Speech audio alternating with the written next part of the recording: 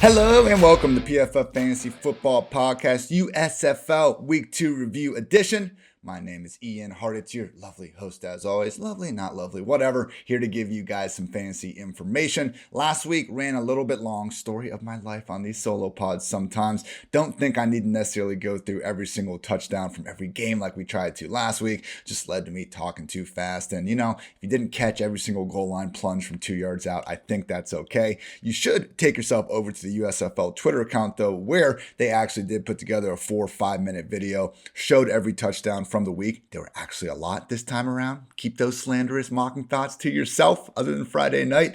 Didn't really apply. Or also check out my article on pff.com where I talk through the touchdowns, what led to them, usually supply a highlight if it's worth it, and just basically show you the top scoring plays of the week. So with those out of the way, I want to focus just quickly on the scores, offensive, defensive players of the game, the fantasy football workload metrics, and any other quirky stuff I happen to find along the way. So thanks again for tuning in. And as always, we will be back later this week with a review look ahead for the DraftKings slate and gamblers amongst us. So with all that said, everyone, let's get to it. New Jersey Generals took down the Michigan Panthers 10-6 on Friday night. This game was terrible, really, from start to finish. I mean, we had only 2 touchdowns in the entire game, both of which occurred in the second quarter. Had to give the offensive player of the game, though, to Generals running back Darius Victor. And the thing about Victor in this one, man, just a bruiser. 30 of his 40 rushing yards came after contact. Even got a Mark Ingram comp from the broadcast team during the game. So he did have a fourth quarter fumble, but Victor did look good out there. Wasn't even the lead running back in terms of snaps. Small spoiler alert. But just watching him run the ball, my guy Cody Main first established the run, who's always tweeting out this picture of Victor just looking like the freaking Hulk out there, man. I would not want to be in his path when he gets going downhill. Defensive player of the game has got to go to Michigan Panthers safety Orion Stewart. Got the interception that set up the only Michigan touchdown in this one. 3 targets into his coverage. Just 1 was caught for 3 scoreless yards. Overall, PFF's 3rd highest graded defender on the week. So great game from Orion Stewart. And now for the workload notes. We'll start off with the New Jersey Generals continuing to use their split quarterback rotation. DeAndre Johnson played a little bit ahead of Luis Perez this week. You would think if they get a bunch of negative game script, Perez will be that guy. He is their lead passing quarterback, but Johnson is not, completely limited as a thrower. It was I forget who the color guy was for this game. He was an ex-football player, but he kept talking about DeAndre Johnson, like if he can just figure out how to throw, like he'll have it all together and he'll be, his team's best quarterback. It's like, no shit, man. He's a great rushing quarterback that can't throw that well. So, if Luis Perez could run really well, he'd probably be their best quarterback too. But, we won't go down all the different examples of stuff we can do with this. But either way, looking like a 2 quarterback committee is going to persist with the Generals. At running back, Trey Williams, super chalky, someone that I said before the week started, deserved to be the number 1 highest projected running back of the slate.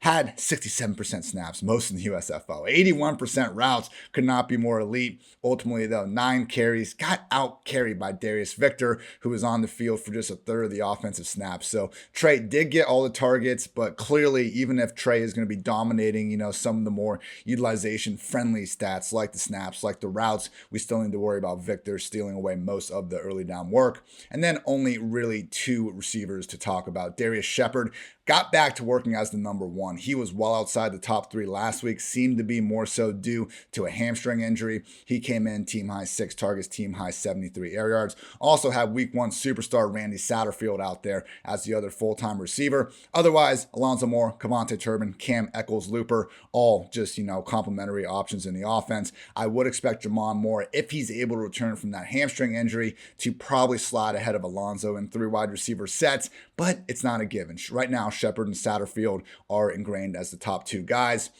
3 tight ends being used in this offense, even with some injuries going on. Would just note that Woody Brandom could have had an early touchdown, but Luis Perez could not find him in the flat area of the field with the Michigan Panthers. So before the game, Jeff Fisher told the broadcast crew apparently that Paxton Lynch was going to play. He played last week. Shea Patterson played, pretty freaking horrific throughout this entire game, and Paxton Lynch still never got a chance. So I thought Patterson was their best option. He was legitimately good in the second half of week one. He was just terrible really throughout this entire game. He did convert a 4th and 20 in the fourth quarter. We just tight. That was a fun time, under 2 minutes, and he got them in position at the end of the game for a final throw in the end zone. Ultimately couldn't pull off the comeback. And again, it was just this offense. Like, they're trying to use all these funky tight ends. Their offensive coordinator has his silly, book or whatever you can buy about using this tight end spread heavy offense, and it's just not working. So Patterson, just the only good things that seemed to happen were when he completely abandoned whatever the hell the play was trying to do and made something happen with his legs outside the pocket. So pressure was again an issue throughout the game. I mean, this is just really a mess of an offense. 3 running backfield as we expected, with Reggie Corbin coming back into the thick of things. Cameron Scarlett, Stevie Scott did have a little bit more fantasy friendly usage, but I will say Corbin looked by far the best out there. Truly dynamic with some of his cuts in the first half, relative to the USFL, but that's what we're talking about here. So if anyone's going to rise up, I do think it will be Corbin, but right now, just to stay away with 3 running backs. At wide receiver, another chalky player in the DFS streets, Lance Lenoir, 9 targets, 164 air yards, and just couldn't get more than 8 freaking DraftKings points. Him and Devin Ross were out there as the clear-cut top 2 receivers in this offense. You would like to think more will happen in the future for Lenoir. I mean, he was open a lot on these downfield shots, but unfortunately, Patterson, we always call the air yards that have no hopes of being caught prayer yards, and a lot of those, unfortunately, went Lenoir's way. So, he was open on a lot of them, particularly one 54-yard touchdown that just should have been there, but just realized, week high 164 air yards. A lot of those were Patterson just kind of saying, F it, I'm going to chuck this thing up deep for my guy. 3-way committee at tight end. Shout out Marcus Ball, ex-Ohio State Buckeye, with the 4 targets, 37 air yards, but don't think we're getting too much there. But yeah, pretty much a terrible game. There was a pretty ridiculous flop in the fourth quarter by, I think it was one of the Panthers cornerbacks. I enjoyed that one, but yeah, guys, as someone that really had an open Friday night, my fiance wasn't home until later. I had a lot of chances to maybe go out and do something good with my life. Unfortunately, I wasted it watching this game. There's the flop for you YouTube listeners out there, but yeah, not a good one. And it was getting the USFL a lot of, I think even deserved slander, because this truly was brutal. Either way, it's looking like these are probably going to be 2 bottom 4 teams the rest of the way in the old power rankings. One note, though, that I could bring up about every game, but I'm just going to specifically bring it up for this one. Oh my God, these kickers spend all week complaining about there being the tracking devices inside the footballs and how that was messing up their kicks. That's why they missed all the kicks in week 1. Fine, I will accept that. NFL has their K-balls. This is a normal thing. USFL accepts that. They switch out. They give them their K-balls. Kickers get their problem solved, and then they immediately start missing more and more kicks, man. And the broadcast was like trying so hard to bring this up. Like, they literally brought up the point about how they were giving the kickers their own balls right after one of the kickers had missed an extra point. So first game, they missed 2 field goals, 1 extra point. None of these were particularly long, particularly the extra point, obviously, in 5 total attempts. This was a recurring theme throughout the weekend. So truly, ban kickers, particularly when they're asking for a favor that they get, and then they continue to screw up what apparently we know was the issue in the first place. So they have one job. You kick a ball with your foot. You don't need to be in physical shape. You don't need to do anything else. You literally take 3 steps and kick the ball. That is their entire job, and they still have the audacity to not only complain about it all week, but then not do their job at a high level. Who was it? The Ninja Gamer guy. I'm not a big, esports dude or anything, but he had that tweet from a couple years ago that got him in some trouble, where he was just saying, like, don't understand why there aren't some kickers in the world that can just make every single kick. I'm kind of with him, guys. At a minimum, don't miss freaking extra points right after you complain about the freaking balls and you get your way. So now that that's off my chest, we can move on to the first of 3 very entertaining USFL, and I'd say one of 2 very entertaining games from the weekend. The Philadelphia Stars took down the Pittsburgh Maulers 30-23. This game started off, with pick sixes by, I think this was one with pick sixes. Oh, that was the other game. Excuse me. This game just started off really with Byron Brian Scott having a really just a success all over the field. We talked about, going into this, how the Philadelphia Stars were leaning on 4 and even 5 wide receiver sets more than most offenses. They had some injuries in that wide receiver room, so I hope you guys were able to listen to the review podcast where we pointed at a preview podcast where we were pointing out Dwayne McFarland and myself just how, consolidated the wide receivers were inside this offense. So offensive players of the game got to be Brian Scott, PFF's highest graded passer on the week, 272 yards through the air and a trio of touchdowns. He did have 4 turnover-worthy plays and only ended up having 1 interception. So were some issues in there that, the Maulers just weren't able to take advantage of. But we did see a 7.7 yard average target depth after he was really dinking and dunking in the first week. Brian Scott, even if I do still think Kyle Sloter is better, firmly in that discussion as a top, 3 to 4 quarterback in the USFL. Also, got to give a shout out to Stars wide receiver Maurice Alexander, 8 catches, 87 yards, and 2 touchdowns. And Maulers wide receiver Bailey Gaither, 7 catches, 117 yards, and a score. Only USFL player to go over 100 yards on the week. Overall, Gaither Alexander led the USFL in total first down receptions.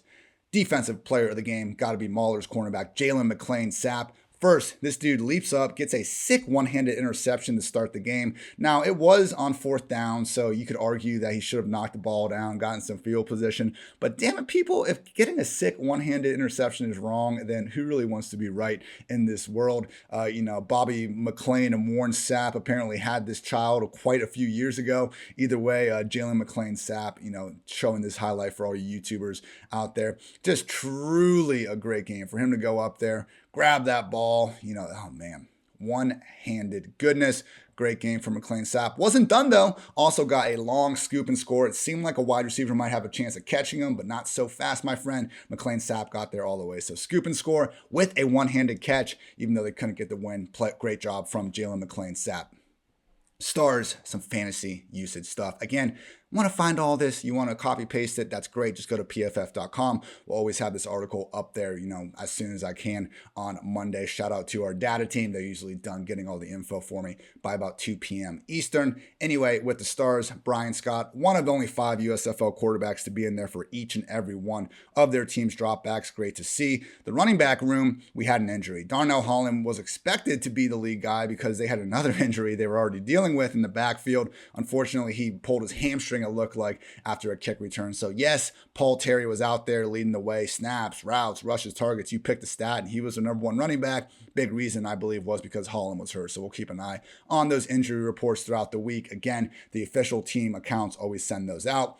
At wide receiver, though, as we expected, just because of their lack of activations off the practice squad, we knew this was going to be a really condensed passing game, and it was. DeAndre Overton, Jordan Sewell, and Maurice Alexander, 100% route rate. That's tough to beat, particularly with an offense that throws the ball around as much as the Stars do. So Sewell and Alexander really had all the targets in this one, 9 apiece. Don't be surprised if Overton maybe steps his game up in the future after only getting 3 here. And also nominal wide receiver Bug Howard. He spent over 80% of his snaps this year in the slot or out wide. Last week, he only had a 30% route rate. That boomed up to 81% this week. So again, several wide receivers out. We got to see if those guys come back. Might be some more uncertainty going to next week. But if they stay out, we are looking at a pass-happy offense that is really centering everything around just 4 guys. That's what we're looking for in fantasy land, people. With the Maulers. Last week, Kyle Luletta was out there splitting stuff with Josh Love. This week, it was just Josh Love. Most big-time throws of the week. He impressed me a little bit. The Maulers have looked okay throwing the football. And, we saw that with Bailey Gaither and even Delvin Hardaway doing some good things along the stretch. By the way, those are the only 2 wide receivers we can really worry about in Fantasyland because of some of the other rotation going on. But they can throw the ball. I just worry what's going to happen in a closer game or one that's, going to actually involve the Maulers leading, because I still do think this is a run-first offense at its core. But hey, the one spot we can take advantage of that at least is in the backfield. Garrett Groshek, over 60% of the snaps and routes, 18 carries to just 2 for Madre London. I mean, London should be the, pass down back, you would think, but I don't know, man. We're seeing Groshek get it. he might not, just because he's a former white Wisconsin, running back, fullback hybrid doesn't mean he can't be a 3-down stud in the USFL. Garrett Gottschalk, he is going to be due for a couple touchdowns sooner rather than later. Might not be a bad idea to start, getting on him as opposed to some of these chalkier BJ Emmons, Trey Williams type running backs. I know the Maulers offense isn't great, but they have proved capable, shout out Josh Love and Bailey Gaither, of moving the ball down the field at least a little bit over these past few weeks. Final note here, just some cool helmet cam goodness. I love these guys throughout the week. Again, throwback to like the ESPN 2K days, but they had this one view of one of the running backs basically going through the line, having a 300-pound defensive tackle, just immediately waiting for him. And it looks just about as terrifying as you might expect. I mean, back in my day, I was never a good running back. If you gave me a hole and there was 4 yards there, like I might stretch it to 5, but I'm not getting much other than that. But man, just seeing this helmet cam where there is no room, man. 330-pound defensive lineman just absolutely wasting away. I absolutely love football. But we got the helmet cams. We got the cool first down measurements. I love that. It was really great to see an actual good football game, though, beyond just the technology stuff. 34 points in the second quarter. USFL is capable of putting up some points in a hurry. But now for the main event. Saturday night, Birmingham Stallions 33, Houston Gamblers 28. This was like, you could unironically have called your friends on Saturday night and told them to turn on the USFL, and they wouldn't have looked at you like my friends usually look at me when I'm trying to talk about this league. This was a fun game, and starting off a little bit funky. Each team had a pick six, by the end of the first quarter. Will Likely had a 62-yard one, and also Brian Allen got one for the Birmingham Stallions. But after that, man, this was just a great performance. Another great performance by Jamar Smith, official USFL Week 1 Player of the Week. And Clayton Thorson still wasn't good through 3 picks, but he at least flashed a little bit, and we saw his Houston Gamblers offense do a little bit more than they had in Week 1. So offensive player of the game is going to be Stallions QB Jamar Smith. Maybe he gets it back-to-back officially. 20 of 30, 222 yards, and a pair of scores through the air. Also chipped in 31 rushing yards. So Smith, man, he's only been starting because Alex McGough is out, but at this point, I don't know how they can go back to McGough. The reason I was so far down on Birmingham to start the season was because of McGough under center. Now with Jamar Smith there, I think they deserve to be the number 2 ranked team behind only the New Orleans Breakers. Defensive player of the game, got to go to Houston Gamblers cornerback Will Likely. Got a pick 6. That was fantastic. But overall, PFF's highest graded cornerback on the week. Added a tackle for a loss, another pass deflection, 4 targets into his coverage, 2 scoreless yards. Great game from Likely. It might be the same guy, or it's just another guy with the last name Likely, but you guys know that meme where it's last name Likely 4. Same thing with him. We can still make that meme in the USFL. Always a great day to be great in the meme world. Fantasy football stuff for the Stallions. Again, Jamar Smith taking every snap with Alex McGough out. We did continue to see a split backfield between Tony Brooks-James and CJ Marable. Brooks-James had the superior snap and route numbers just barely, although Marable had 16 carries to just 9 for Tony Brooks-James. So, this was one of those big pricing discrepancies on DraftKings that we were quick to highlight going into the slate, that Marable was the preferred player. Maybe DraftKings is just, more sensitive to guys with hyphens. I don't blame them. It does look cool from time to time.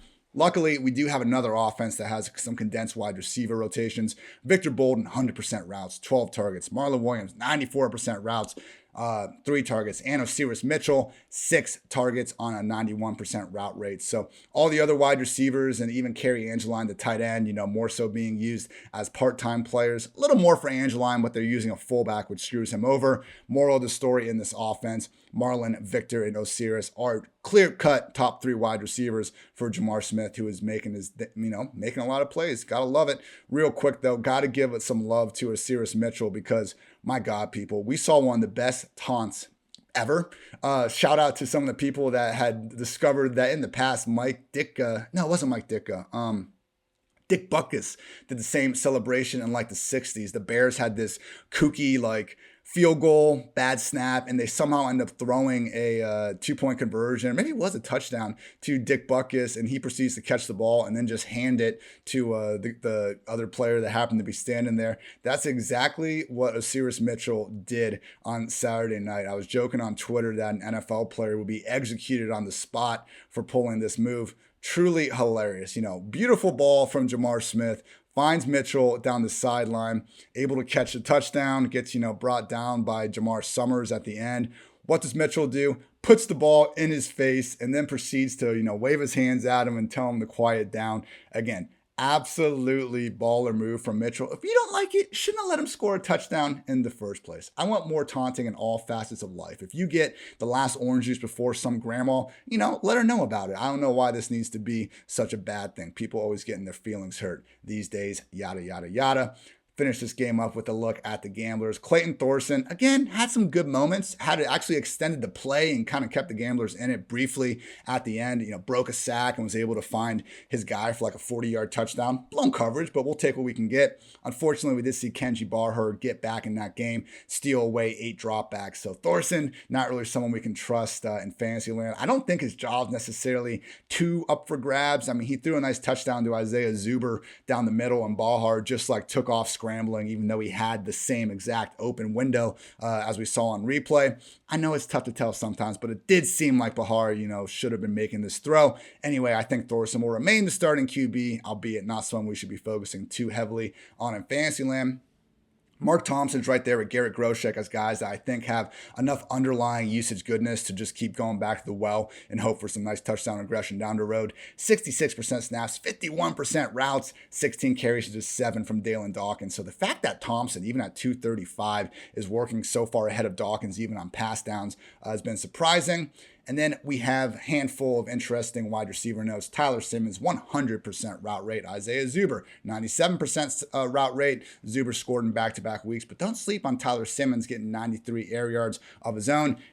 Some of them did come on that touchdown I mentioned where it was a truly blown coverage. Don't get too carried away, but when we have even some kind of fluky air yards, like when you're out on the field for 100% of the routes, those are the types of things that could happen. Tyler Palka, Anthony Ratliff Williams kind of eating into each other's snaps and routes enough to render each as guys we're going to stay away from. In fantasy, same thing with the tight end group. So yeah, again, fun game. Gamblers and Clayton Thorson, they converted a 4th and 10 on the final drive. Had a lot of clutch 4th down conversions late in these games. That was fun to see. Got intercepted, about the Birmingham 25-yard line with just 1 minute and 4 seconds remaining in the fourth quarter. So fun-ass Saturday night. Exactly what the USFL needed. Again, after that aforementioned debacle on Friday night. Sunday, thought we were getting the game of the week between, my top 2 power ranked teams from the preseason, and after week 1 was not to be. New Orleans Breakers 34, Tampa Bay Bandits just 3 points. I mean, look, it was just Breakers from start to finish. Kyle Sloter and company jumped on them. They were using some no-huddle fast pace early on. I mean, it really did look like, shout out Jason Garrett for pointing it out. We can be nice every now and then to the guy. In the first quarter, I mean, the Bandits were like huffing and heaving, man. Like it was just the first quarter of the game, but the pace with which the Breakers offense was moving clearly took an effect on him. And credit to Sloter, man. He was completing, it was one of those things where I think he was like 8 for 9 to start. Like he was just in rhythm all over the place. And how could you not be when you get to throw the ball to Jonathan Adams? So that takes us to the offensive players of the game, Sloter and Jonathan Adams. Again, great game from Sloter, and he did it playing through a painful groin injury. So the fact that he wasn't even 100% makes it that much better. But yeah, 268 yards, 3 total touchdowns, 2 through the air, snuck in 1 from the goal line on the side. I do think Kyle Sloter, as we talked about in the preseason, is the USFL's best real-life quarterback. Unfortunately, it was not a good game for Jordan Tiamu, although we did see some of that scrambling that made Tiamu, I still think, a reasonable bet to be the top fantasy quarterback before a season started. But guys, Jonathan Adams is the best wide receiver in the USFL, based on what we've seen so far. But we got 3 different examples of this dude just making kooky good catches on Sunday. So Jonathan Adams, he has had, he has basically a fan base. When I send out these video highlights, people are saying, oh, how's he not still in the NFL and all that? Went up like a freaking prime OBJ to reel in a contested catch at first. Comes, earlier in the game, 2-point conversion, makes a sick double toe tap in the back of the end zone. Kind of reminded me of for you Buckeye fans out there, Jackson Smith-Njigba's first career touchdown against Nebraska. He was like outside the end zone. He managed to still put his feet back in and then finishes things off anyway. Jonathan Adams was another great contested catch at the end. So Jonathan Adams, wasn't able to find the end zone, but you look at what he was able to put on film. Again, not an exaggeration. Jonathan Adams looks a lot like the best wide receiver in the USFL right now. And hey, hopefully the guy gets a preseason chance or whatever. You can have worse guys on your practice squad, scout team than someone that is able to make these plays against other professionals. Not NFL level professionals, but still professionals nonetheless. Great game from Adams. Defensive players of the game got to be New Orleans defensive lineman Camilo Tongamoa, excuse me on the pronunciation, and Sharif Miller, 2 of just 4 USFL defenders with more than 5 pressures in week 2. Tongamoa had 7, Miller had 6. Tongamoa also had 2 sacks. Miller batted down 2 passes. New Orleans Breakers, fantasy stuff. Kyle Sloter, again, one of 5 quarterbacks to have 100% snap rate. Love that. Jordan Ellis and TJ Logan were splitting things up in the backfield. Ellis, lead early down back, 21 carries, 60% snap rates. Also ran more routes than TJ Logan, which was surprising, but you could tell who they wanted to get the ball to in the passing game. That was Logan, 10 carries and 5 targets for his troubles. At wide receiver, clear-cut top 3, Jonathan Adams, 85% route participation rate with 124 air yards, but also had Sean Poindexter at 78%, Johnny Dixon 75%, hell, even Tywan Taylor at 63%. So I wish, we could have, like last week, Poindexter was just out of the picture. Maybe he was a little banged up, and because of that, it was a little bit more clear-cut. Could be a little bit of an issue for these other guys. Still had 9 targets for Johnny Dixon. He caught a touchdown. Poindexter caught a touchdown on a nice contested catch. And even Tywan Taylor was flashing a lot. Some of the things he was doing, yak in that first half. So we'll see. It does kind of look like it will probably be a little bit hit or miss. But when we got Kyle Sloter out there slinging the way he was looking, we could have a little bit more of a wide receiver rotation here and still live with it in Fantasyland. And final note, Sal Cannella, 85% route rate. That's about as good as you're going to find at the position.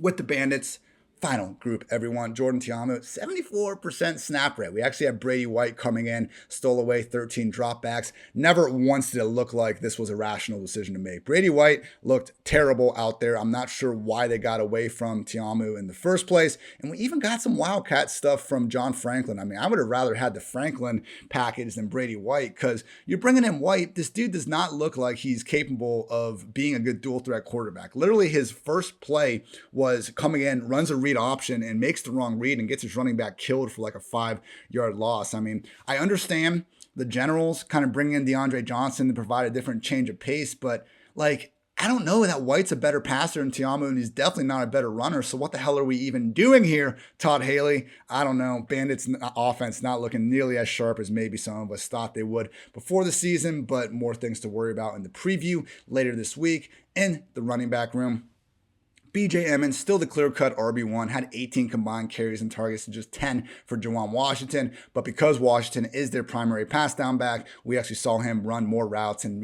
pretty much play the same amount of snaps, 52% versus 48%, with the Bandits obviously trailing for the majority of the afternoon. And at wide receiver, Jordan Lastly, 92% route rate, clear-cut number 1, 114 air yards. I will say, though, similar to Lenoir, a lot of these air yards could probably be filed under the prayer yard designation because, let's face it, a lot of times Tiamu just kind of getting frustrated, it seemed, chucking the ball deep just to kind of try to get anything going, albeit nothing really did. John Franklin was the interesting one, though, because he had 3 targets, 18 air yards in his own right, but also chipped in the 4 carries, even had a drop back for his trouble. So they were using him in the Wildcat, and he was looking electric out there. Like Wildcat, big gain. Next play, they threw him the ball, and he was breaking tackles. Unfortunately, did lose a fumble at one point. So the Bandits offense wasn't quite as bad as this was made out to be. Franklin lost a fumble. They had 2 interceptions out there. They had a field goal where they were inside the 5-yard line about to score a touchdown. So not fully out on the Bandits right now. Just realized that if we're going to start getting this Tiamu Brady White rotation, that could be problematic. And then Baby Gronk, Chiani O'Grady, only 59% routes because DeQuan Hampton had to come in and steal half the stuff. O'Grady was their best pass catcher in week 1, so to limit him to a part-time player, might have to go check in and see if there's an injury or something because that just does not make any sort of rational sense to me. So great game by the Breakers. for them to get that W. Certainly going to be atop my USFL power rankings come later this week. So thanks again for tuning in this episode of PFF Fantasy Football Podcast. I will have another episode out later today with Mr. Dwayne McFarland. We're going to answer some of the questions we asked for on Twitter. So, appreciate all you USFLers out there and anyone that is just listening to me for fantasy stuff and, is just annoyed by this whole project. I hear you, but we're still producing the same amount of work for regular fantasy, regular NFL, as we were doing before the USFL started. So I like this league, people. We got live football on the weekend, actually having some scoring potential now. It's a great day to be great and a great day to love the USFL. So I'm Ian Hartitz. Thanks again for tuning in to PFF Fantasy Football Podcast. And until next time, take care, everybody.